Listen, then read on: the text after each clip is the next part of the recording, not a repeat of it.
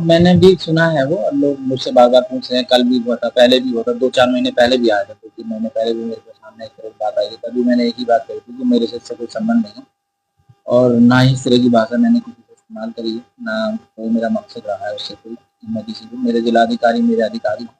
और स्वास्थ्य विभाग, जैसा आप जानते हैं कि स्वास्थ्य विभाग एक ऐसा विभाग है, जब तक इसमें मजिस्ट्रेट पावर हमें ना मिले और हमको पुलिस पावर ना मिले तो हमारा काम चल ही नहीं सकता। चाहे वो क्लिनिक का हो, चाहे प्राइवेट हॉस्पिटल्स का हो, चाहे पोस्टमार्टम का हो, चाहे लॉ एंड ऑर्डर्स का हो। जैसे जैसे हम उनके साथ रहते हैं, वैसे वैसे उनका साथ हमको बराबर चाहिए होता है।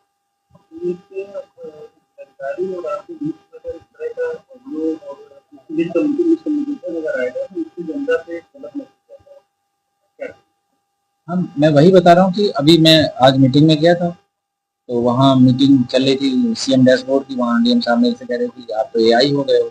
मैंने कहा सर ऐसा है कि मुझे भी सुनने को तो मिल रहा है कि अभी तो जिंदा हो, आप तो बैठे हो। तो इस तरह की बात हुई, फिर उन्होंने मुझे कहा कि आप जाओ यहाँ से। और मेरे हाथ लगा के हाथ पे मुझे दिया, तो मैं तो चला यहाँ से।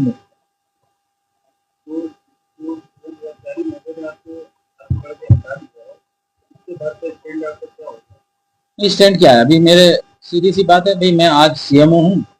शासन का जैसा आदेश होगा वैसे ही मुझे मान्य होगा। मैं पब्लिक हित में काम कर रहा हूँ, कोई भी मुझसे जनप्रतिनिधि कहीं कोई नाराज नहीं है। मैं सबके लिए बराबर काम करता हूँ। कोई भी किसी का फोन आता है, कोई मुझे दिक्कत नहीं है, किसी जनप्रतिनिधि को मेरे से कोई समस्या नहीं है। और आप सभी जितने भी पत्रकार मीडिया हैं, अभी मेरे ख्याल से मेरे से कोई किसी को शिकायत नहीं होगी। जब भी किसी की जो जरूरत मेरी जहाँ भी पड़ी है मैंने करा है।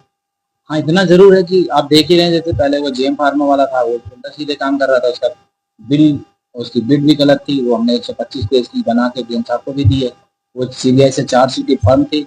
अब जो ये वंदना सिंह जो उस समय एसएफओ है, सीनियर फाइनेंस ऑफिसर थी, ये बार बार दबाव बना दी है उसके पेमेंट के लिए, जो कि हमने नहीं किया। वो कोर्ट में केस चल रहा है, मोस्ट प्रोबेबली जो है उसमें बिड डालवा दी गई है। कोर्ट के आर्डर हुए कि बिड डाल दीजिए और बिड में कोई भी पार्टिसिपेट कर ले। उसका सामान भी अधोमानक था, कम भी था, और 1,30,47,हजार का सामान आया था। जब उसने हमको, जो पहले कमिश्नर साहब थे गुप्ता जी, उनके टाइम में, सर के टाइम में हमको चिट्ठी आ गई थी 4 ही दिन के बाद। हमने 16 दिसंबर को ज्वाइन किया था, और 20 दिसंबर को हमको चिट्ठी आ गई थी कि इनका पेमेंट करें या इनको इनका जो समाधान करें। फिर हमने सर को जाके बताया कि अभी तक 1,30,47,हजार का सामान आया है, 30 लाख का सामान ही नहीं आया। तो सुबोध उस समय असम स्टोर देख रहे थे। डॉक्टर सुबोध यादव ने क्या काम किया कि उसको 15 दिन का एक्सटेंशन दे दिया हमारे से बिना परमिशन लिए, संडे के दिन 15 दिसंबर को। उस देने के बाद में वो हम पे चढ़ने लगा कि मेरे को तो आपके विभाग से मुझे मिला है एक्सटेंशन पीरियड, अब आप मेरा सामान लीजिए। फिर 28-29 के आसपास दिसंबर में उसने अपना सामान सप्लाई कर दिया 1 तारीख को, और 9 तारीख जनवरी को उसकी सीआरएसी डेवलप हो गई।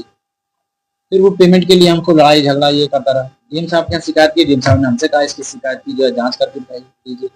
इसी बीच में एसएफओ ने हमको चिट्ठी लिखनी शुरू कर दी 2-3 बार की इनका पेमेंट के लिए लगाइए, इनका सामान आ चुका है। तो उससे हमने कहा भी ऐसे कैसे हो सकता है, जब सीबीआई से चार्जशीट है। सीबीआई चार्जशीट को तो बिड ही नहीं उठनी चाहिए थी।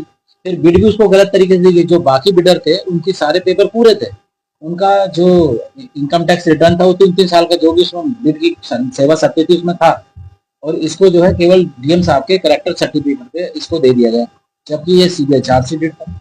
और उसके बाद जो सामान इसने बाद में दिया उसका बैच नंबर अलग है, जो बिल इसने जो उस पर डाले हैं चैन पे उसका बैच नंबर अलग है। तो अब पेमेंट नहीं हो सकता था, वो कोर्ट में चला गया, कोर्ट में मोस्ट प्रोबेबली जो है खत्म ही हो जाएगा। अब ऊपर आरएन सिंह जो अन्वेषण देख रहे थे, सारा अर्बन उन्हीं के पास था, वो ज्यादातर लोगों को भगाए रहते थे। अब डीएम साहब भी उधर ही गए, हम भी उधर ढूंढना शुरू किया। जिसको भी पकड़े, जो गायब मिलता था हम भी उसकी तनख्वाह बाधित कर रहे हैं, हम भी उसकी एक्सप्लेनेशन कॉल कर रहे हैं। वही डीएम साहब हमसे चाहते भी हैं। सस्पेंशन मेरे हाथ में नहीं है, अगर मैं किसी को निकालूंगा तो डीएचएस से है, तो डीएचएस में मुझे रखना पड़ता है। फिर वहाँ पे डीएचएस में जो डीएम साहब अध्यक्ष होते हैं, वो वहाँ डीएचएस का निर्णय होता है, डीएम साहब की अध्यक्षता में होती है।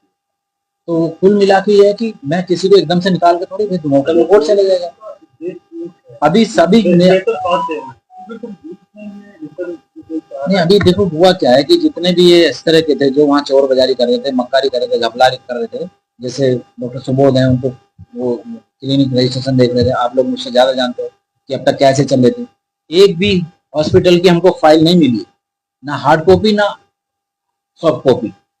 हालत ये है कि सब फर्जी तरीके से ऐसे ही चल रहे थे किसी के। अब उन पर हमारा ये सिद्धांत है कि जहां भी किसी भी हॉस्पिटल का रजिस्ट्रेशन रिन्यूअल आ रहा है, हम अपनी टीम को भेज के उसके पहले चेक करा रहे हैं, उसके पेपर चेक करा रहे हैं, उसके डॉक्टर्स के चेक करा रहे हैं, उसका पॉल्यूशन चेक करा रहे हैं, उसका अगर फायर का एनओसी नहीं है वो चेक करा रहे हैं, बायोगैस का एग्रीमेंट है कि नहीं है, उसको कराने के बाद जब पूरा सही है तो उसका बराबर काम हो रहा है, बराबर करा रहे हैं, तो वो काम चल रहा है। लेकिन जब सुबोध वगैरह के टाइम में, सुबोध के टाइम में, सुबोध यादव के टाइम में जब ये काम हुए हैं, अब वो दोबारा से हमारे बीच में आने को तैयार है कि हमको ले लीजिए, हम उसको इसलिए नहीं कि उसने सारा घपला उसी ने फैलाया हुआ।